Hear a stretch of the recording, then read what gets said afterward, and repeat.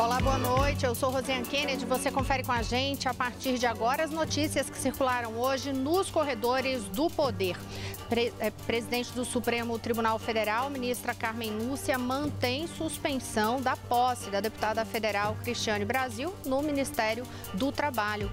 Carnaval, além da folia, muitos casos de violência e autoridades se manifestam sobre o assunto. Os detalhes você confere com a gente a partir de agora, aqui, diretamente de Brasília, pela TV Brasil, pela Rádio Nacional e emissoras públicas de todo o país. Olha, a gente sempre tem a brincadeira de que o Brasil é o país do carnaval, que o ano só começa após o carnaval. E aí, realmente, o Brasil para nos 4 dias de folia, acompanha as mais diversas manifestações culturais pelos estados, aí, pelas unidades da Federação Brasileiras. No entanto, a gente também viu muitos casos de violência registrados este ano, o que fez com que várias autoridades tivessem que se manifestar hoje sobre o assunto. E a pauta segurança pública vem sendo tratada em várias instâncias de poder ao longo dos últimos meses, especialmente, com mais vigor ainda em relação a este tema. A gente vai falar sobre isso hoje, até porque a presidente do Supremo Tribunal Federal, a ministra Carmen Lúcia, hoje voltou a falar sobre essa questão da violência urbana. Ela participou de evento do lançamento da campanha da Fraternidade na CNBB, que tinha justamente esse foco de enfrentamento à situação de violência no país. E quem vai contar para a gente o que disse a presidente do Supremo Tribunal Federal em relação a esse entendimento dela a respeito do enfrentamento da violência no país é Daniele Popov, na redação da TV Brasil, de volta de... Opa, perdão, não é Daniele Popov, eu que estou me confundindo aqui, é Jéssica Gonçalves. Daniele Popov voltou de férias, eu já estou louca para ela entrar no ar logo, mas quem vai contar para a gente é Jéssica Gonçalves, que voltou para o estúdio da Rádio Nacional hoje, né, Jéssica? Boa noite, o que disse a presidente do Supremo?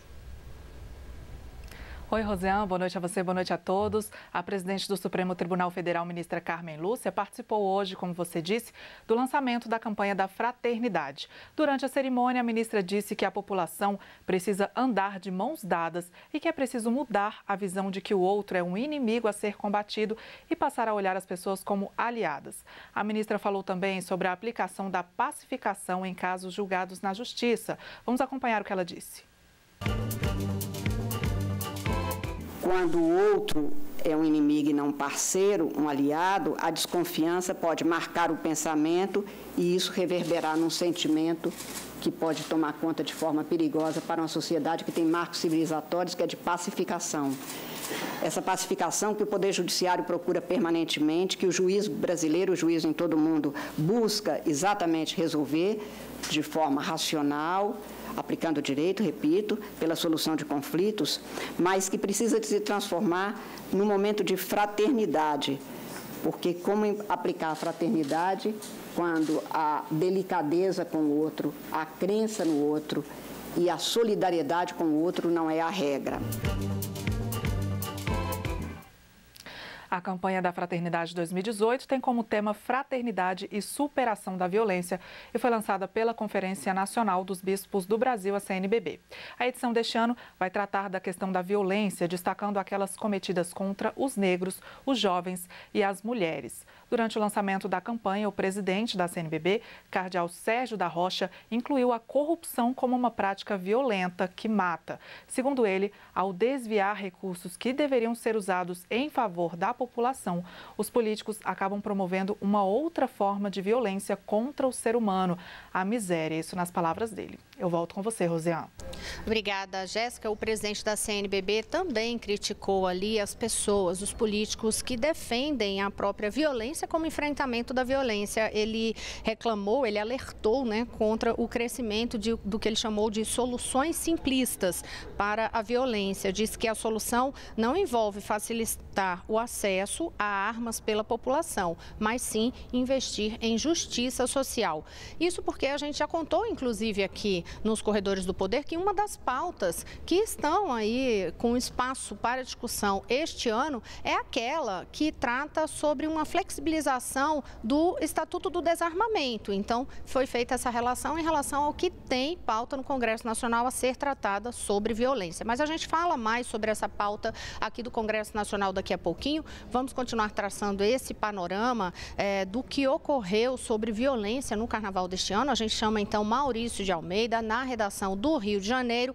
Maurício, eu sei que você acabou de chegar aí do acompanhamento do desfile das campeãs, do resultado da campeã do Rio de Janeiro, no Carnaval aí do Rio de Janeiro, a escola de samba, mas não é só folia no Rio de Janeiro. Infelizmente, a gente teve muitos casos de violência e as autoridades foram obrigadas a se manifestar sobre isso, inclusive o que disse o governador sobre o problema da violência no Carnaval do Rio. Maurício, boa noite. Olá, Rosiane, boa noite. Infelizmente, durante o Carnaval tivemos vários casos de assaltos, arrastões que aconteceram na zona sul do Rio de Janeiro, um clima de muita insegurança na cidade. E hoje o governador, que passou o Carnaval fora da capital, no interior do estado, na cidade de Piraí, hoje ele admitiu que falhou. Disse que o governo não estava preparado para lidar com tantos foliões nas ruas e mesmo com 17 mil policiais militares, o esquema montado para o Carnaval não funcionou e Pezão reconheceu esta falha do governo. Já o porta-voz da Polícia Militar fez uma recomendação praticamente dizendo que a população tem culpa na hora do assalto, já que ele falou que numa grande cidade como o Rio de Janeiro, as pessoas não devem usar relógios, joias, nem tirar selfie com os celulares no meio da rua, porque isso é muito arriscado. Ou seja, a polícia diz que a gente não pode usar o próprio celular no meio da rua porque está correndo risco. Daqui a pouco a polícia vai achar que o único lugar seguro é dentro de casa. Realmente uma situação bem complicada. E o prefeito do Rio, Marcelo Crivella, que decidiu passar o Carnaval na Europa, ainda não fez nenhum comentário sobre a falta de segurança no Carnaval. Agora vamos às notícias boas sobre o resultado da apuração aqui das escolas do samba do Rio de Janeiro. A Beija-Flor de Ninópolis foi a grande campeã. A Beija-Flor, que levou para a avenida o enredo denunciando corrupção e falta de segurança também, acabou levando o título. Em segundo lugar ficou Paraíso do Tuiuti, seguida de Salgueiro, Portela, Mangueira e Mocidade. Essas 6 escolas vão desfilar no próximo sábado, no desfile das campeãs. E a TV Brasil vai transmitir tudo ao vivo a partir das 8h30 da noite. Todo mundo está convidado para acompanhar a nossa programação. Não deu para o seu Salgueiro, Rosiane. A Beija-Flor ficou com o título, mas se quiser, vem aqui assistir com a gente o desfile das campeãs. Tá, eu não vou achar que é provocação não, tá, Maurício? Mas realmente não deu para minha Salgueiro. Fiquei ali na torcida até o último segundo. Mas parabéns aí aos vitoriosos, que com certeza fizeram esse desfile fantástico. E muito legal alertar aí para essa super programação especial da TV Brasil, a transmissão do desfile das campeãs do Rio de Janeiro. Também a transmissão do desfile das campeãs em São Paulo. Confira tudo com a gente vai dar outros detalhes para você. Já aproveitando para lembrar o seguinte, que isso ocorre no fim de semana, a transmissão do desfile das campeãs. E quando for na segunda-feira, dia 19, a TV Brasil estreia uma super nova programação. A TV Brasil ainda melhor, com uma programação super diversificada para você. O nosso programa Nos Corredores do Poder vai continuar no mesmo horário aqui, 18h30, de segunda a sexta-feira, pela TV Brasil, pela Rádio Nacional e emissoras públicas em todo o país. A gente volta a falar sobre a questão da segurança pública, porque hoje foi um dia de balanços pelos governos e uma das apresentações foi aqui, né, feita pelo governo do Distrito Federal. A gente volta a conversar, portanto, com Jéssica Gonçalves, que tem os detalhes desses números, que aí não são só números da violência, mas até mesmo em relação aos números de foliões na capital federal. A gente sempre que diz, né, Brasília não é aquela tradição do carnaval, né, Jéssica, mas tem atraído mais gente. Tem sim, Rosiane, mas esse ano o número foi menor. Cerca de 750 mil foliões pularam o carnaval aqui no Distrito Federal, segundo o cálculo da Polícia Militar. O número é metade do registrado no ano passado, quando 1,5 milhão de pessoas aproveitaram a folia na capital do país. O número de ocorrências registradas nos pontos de festa foi cerca de 22% menor que o do ano passado. 437 registros este ano contra 562 em 2017. Não teve homicídio ou tentativa de homicídio no carnaval. carnaval e também não teve morte no trânsito este ano aqui em Brasília. Mas fora da folia foram pelo menos 1.400 registros criminais graves, uma média de 296 crimes por dia, de sexta a terça-feira, entre homicídios, lesões corporais, vandalismo, furtos e assaltos.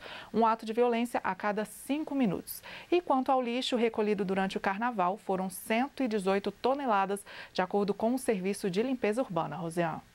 Obrigada, Jéssica. Pois eu achei até que tivesse mais gente por aqui, mas, enfim, de toda forma já é um número significativo. Eu lembro quando eu cheguei aqui há 20 anos, nossa, carnaval era um esvaziamento absoluto aqui no Planalto Central. Que bom que, pelo menos por enquanto, também anúncio aí em relação à diminuição dos casos de violência. Só uma observação que o Simpol, o Sindicato dos Policiais, divulgou uma nota dizendo a acreditar que esse número de registros pode aumentar sim, porque a volta do trabalho nas delegacias, né? Durante o carnaval ocorre somente aquelas delegacias de plantão em funcionamento e aí a gente tem que esperar os dados dos próximos dias. Agora a gente vai conversar com Vanessa Casalino também sobre esse balanço feito pelas autoridades sobre o carnaval em São Paulo. Vanessa. Boa noite. Oi, Rosiane. Boa noite para você, boa noite a todos. O carnaval aqui de São Paulo ainda não acabou, não. Só no domingo que vem, por enquanto, o público recorde 9 milhões de pessoas, segundo o balanço oficial. O número inclui o carnaval de rua e também o do Sambódromo do AMB, onde acontecem os desfiles das escolas de samba. A contagem foi feita de 3 de fevereiro até ontem, terça-feira. A grande novidade desse ano foram os blocos maiores na Avenida 23 de Maio, uma via que corta São Paulo de norte a sul e que ficou interditada de domingo a terça. Por lá foram 2.600.000 foliões desde o domingo. Um problema foi a passagem de ambulâncias pela avenida. Os blocos se concentraram entre grandes hospitais aqui de São Paulo e a prefeitura diz que vai fazer adequações para o próximo fim de semana, quando a 23 de maio sofre uma nova interdição para o fim do carnaval. Outra novidade também foi a multa instituída pela prefeitura para o folião que fizer xixi em locais públicos, fora dos banheiros químicos. Segundo o município, 396 pessoas foram multadas nesse carnaval. R$500 a multa, então a gente imagina que a infração deve ter rendido aí alguma arrecadação para os cofres públicos. Já nas rodovias do estado de São Paulo, a Polícia Militar registrou 812 acidentes e 21 mortes durante o carnaval, um número quase 22% menor que o de 2017. E aqui na TV Brasil, o carnaval também não acabou. Faço o reforço, a gente transmite o desfile das campeãs aqui de São Paulo na sexta-feira, a partir de 9 da noite. Rosiane, está todo mundo convidado para assistir. Estaremos juntas.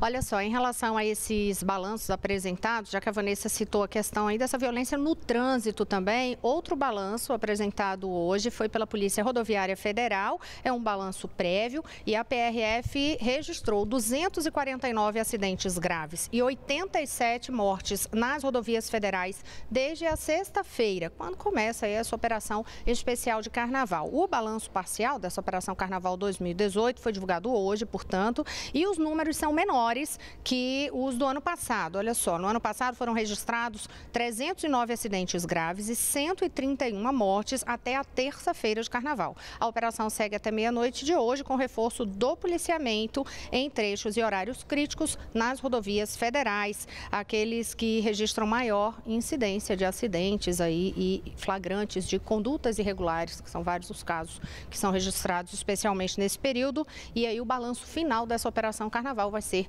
divulgado amanhã.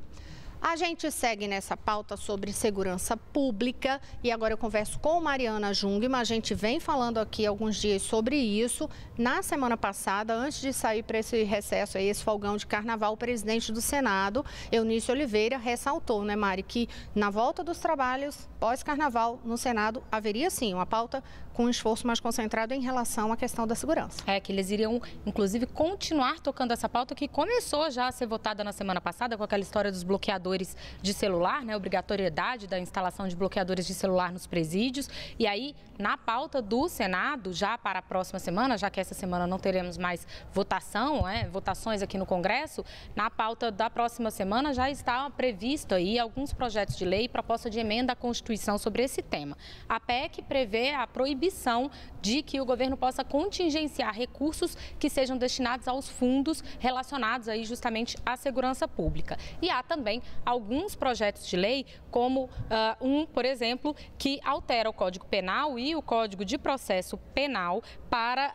retirar ali, extinguir alguns benefícios que são concedidos para quem comete crimes e tem menos que 21 anos. Então, esses benefícios que hoje são concedidos seriam extintos. São benefícios relacionados à progressão de regime, à facilidade aí para sair em liberdade condicional também, enfim, são considerados atenuantes de pena e esses benefícios seriam extintos. Há também um que agrava a pena, aí vai no sentido inverso, para quem comete crime próximos a residências e a escolas. E a gente lembra ainda que o presidente do Senado anunciou a criação, aliás, vamos dizer assim, não é a criação porque é uma comissão que já existe, mas é torná-la permanente para tratar exclusivamente de casos de segurança, inclusive da integração das polícias e dos sistemas de inteligência, né, Rosiane? Então, ali ele diz que hoje existe inteligência na Polícia Civil, na Polícia Militar, na Polícia Federal, na ABIN, mas esses sistemas não conversam entre si e aí eles querem buscar formas de fazer essa integração, entre outras coisas. Então, esses são alguns temas que vão continuar aí no Congresso. E a gente vai continuar trazendo os detalhes dessas votações e do andamento dessas matérias na pauta, tanto do Senado como da Câmara dos Deputados, quando o assunto realmente começar a ser retomado com mais força, já que por enquanto aqui a pauta ainda está muito focada na reforma da Previdência. A gente vai falar sobre este assunto, reforma, no próximo bloco. No próximo bloco você confere com a gente também que a ministra do Supremo Tribunal Federal, Carmen Lúcia, presidente do STF, decidiu manter ali a suspensão da posse de Cristiane Brasil no Ministério do Trabalho, e a Advocacia Geral da União já se manifestou sobre o assunto. Daqui a pouquinho eu volto já.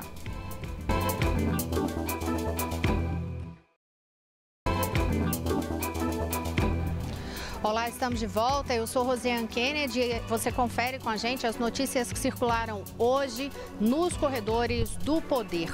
Um dos temas decididos agora há pouco, é uma pauta que você vem acompanhando com a gente aqui, que é aquele imbróglio em relação à posse no Ministério do Trabalho da deputada federal Cristiane Brasil, que é do PTB, partido do qual, inclusive, o pai dela é o presidente. Agora há pouco, a presidente do STF, a ministra Carmen Lúcia, se manifestou sobre esse assunto, apresentou decisão sobre o tema. Quem vai contar pra gente é Mariana Jungmann, porque eram vários dias que se esperava essa decisão, né, Mário? É isso mesmo, Rosiane.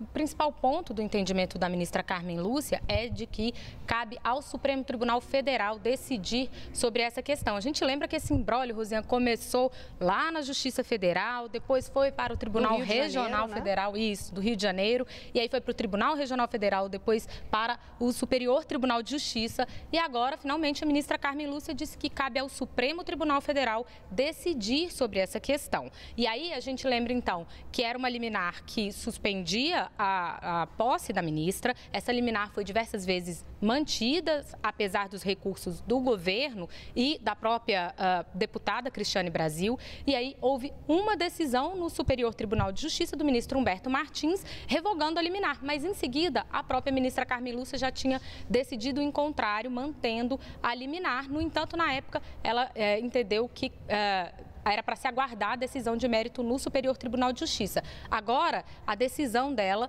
mantém a suspensão da posse e diz que caberá ao Supremo Tribunal Federal decidir sobre essa questão. Até porque, né, Mari, para poder explicar qual era também o argumento jurídico em relação a isso. O questionamento que foi feito quando foi apresentado ali esse pedido de liminar na Justiça do Rio de Janeiro, e foi o que foi tendo continuidade a partir daí, era em relação ao princípio da moralidade. Ao princípio da moralidade, porque ela foi indicada para o Ministério do Trabalho, mas já tinha perdido uma causa trabalhista, sido condenada numa causa trabalhista. E o governo argumenta de que constitucionalmente cabe ao presidente da República escolher seus ministros. Exatamente. Hoje, inclusive, por isso a discussão constitucional. Exatamente. Hoje, inclusive, o ministro Marum reforçou isso, disse que no entendimento do governo, o que a ministra Carmen Lúcia está decidindo é que cabe ao Supremo Tribunal Federal tomar uma decisão constitucional, mas que o governo vai continuar brigando pelo direito do presidente da República de escolher os seus ministros e que essa previsão alegada sobre a questão do princípio da moralidade não é prevista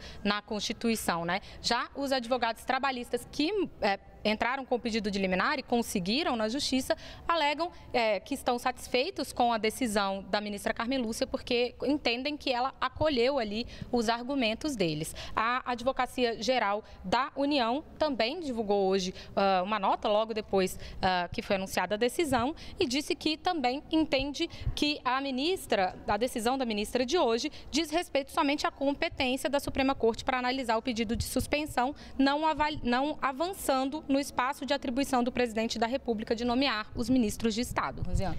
Obrigada, Mariana Jungmann. Um outro assunto hoje na pauta aí de governo federal, que esteve, portanto, no noticiário nos corredores do poder. O governo federal vai editar uma medida provisória para tratar de forma emergencial a situação em Roraima devido à grande migração de venezuelanos. Quem tem os detalhes para a gente é Daniele Popov. Boa noite, Dani. Oi, Rosiane, boa noite. E teve mais uma reunião hoje entre o presidente Michel Temer e ministros da área de segurança sobre esse tema. Após o encontro, o ministro da Defesa, Raul Jungmann, adiantou em entrevista um pouco do que vai ser o conteúdo dessa medida provisória anunciada pelo governo na segunda-feira. Jungmann também disse que as Forças Armadas vão coordenar toda a ação federal em Roraima. Vamos ouvi-lo. Nós estamos duplicando o efetivo militar para apoio às questões humanitárias lá, que vai passar de 100 para 200 militares que vão atuar lá. Estamos enviando também um hospital de campanha. Esse hospital tem ambulatório, tem sala de atendimento, de cirurgia, de enfermagem.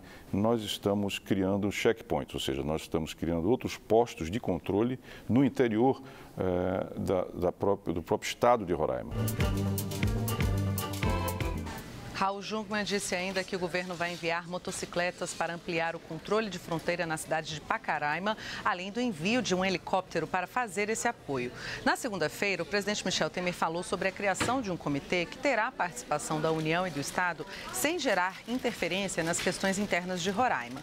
Temer acrescentou que não faltarão recursos para solucionar essa questão, tanto no aspecto humanitário quanto para resolver problemas locais. Michel Temer lembrou que esse problema não é só de Roraima, mas de outros estados brasileiros. Eu vejo que este afluxo intenso de venezuelanos cria problemas para o estado de Roraima, mas certa e seguramente vai criar para outros estados brasileiros, se nós não tomarmos algumas medidas e algumas providências de natureza federal. Aliás, quando se fala, porque faço aqui um parênteses, esta matéria já vem sendo debatida no governo federal há um bom tempo. Quando se fala em interiorização daqueles venezuelanos que aqui estão, a ideia é que se os possa conduzi-los a outros estados brasileiros. Portanto, diversificar esta entrada que se dá aqui no estado de Roraima.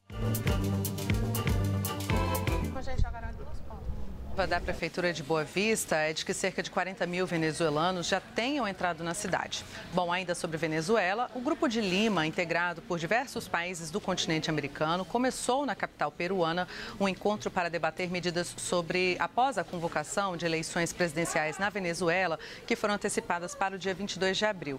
As informações são da agência F. O objetivo do encontro é passar uma mensagem clara do que pensa a maioria da comunidade latino-americana que está reunida neste Grupo de Lima sobre as próximas eleições, nas quais o presidente da Venezuela, Nicolás Maduro, tentará a reeleição. As eleições convocadas por Maduro, segundo o Grupo de Lima, não cumprem com nenhuma das condições e garantias de uma eleição democrática, livre e transparente. Assim como no Brasil, milhares de venezuelanos chegaram a países vizinhos, como a Colômbia e o Chile. Rosiane, volto com você.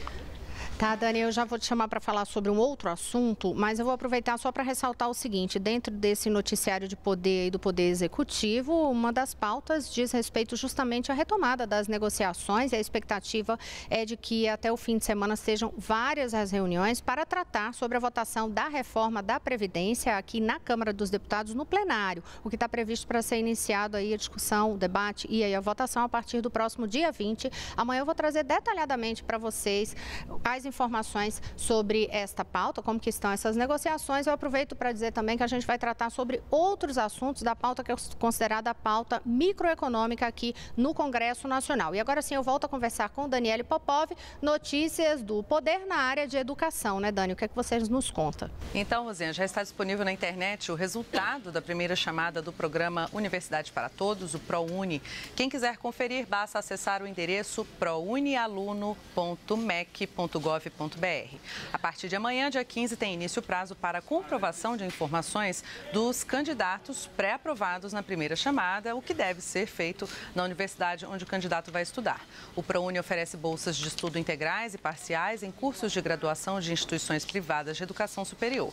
Nesta edição, foram ofertadas aproximadamente 243 mil bolsas. Para quem não foi pré-selecionado, ainda tem chance na segunda chamada. Vamos falar também do Enem agora. O Instituto Nacional de Estudos e Pesquisas Educacionais Anísio Teixeira, o INEP, assinou mais um convênio com a Instituição de Ensino Superior de Portugal. Agora, a Universidade Católica Portuguesa também aceitará os resultados do Exame Nacional do Ensino Médio para selecionar brasileiros interessados em estudar na instituição. Com esse novo convênio, são 28 acordos firmados com instituições portuguesas. Essas instituições que usam o Enem têm liberdade para definir qual será a nota de corte para o acesso dos estudantes brasileiros aos cursos ofertados. Rosiane. E a gente lembra, né, Popov, que você está trazendo as informações também em destaque na Agência Brasil. Aproveita para contar para a gente aí quais são outras manchetes em destaque na agência. Isso, é possível ver lá na Agência Brasil. O TRF4 nega tramitação de recurso pedindo absolvição sumária de Marisa Letícia. Outro destaque, ex-presidente da Guatemala e ex-presidente da Oxfam são presos por corrupção. E por último, a Argentina oferece 16 milhões de reais para quem encontrar submarino desaparecido. Lembrando que o endereço da agência, agenciabrasil.ebc.com.br. Obrigada, Daniele Popov. Olha, a gente já está encerrando o noticiário nos Corredores do Poder hoje. Daqui a pouquinho você confere detalhes no Repórter Brasil sobre a campeã no Rio de Janeiro. Aí eu vou contar um bastidor da gente aqui. Agora há pouco, Maurício de Almeida, ele não podia perdoar. Ele fez uma provocação comigo, dizendo que eu tinha vindo, apesar de torcedora do Salgueiro, eu tinha vindo, Mariana. Aliás, a equipe inteira, eu, você, a própria Dani Popov, todas de azul e branco, já prevendo essa vitória da Beija-Flor. Mal sabe ele que essas coincidências de vestuário aqui no Corredores do Poder são comuns, né, Rosiane? Comuns, pois é. Uma boa noite a todos. Até amanhã. Boa noite, a gente te espera amanhã.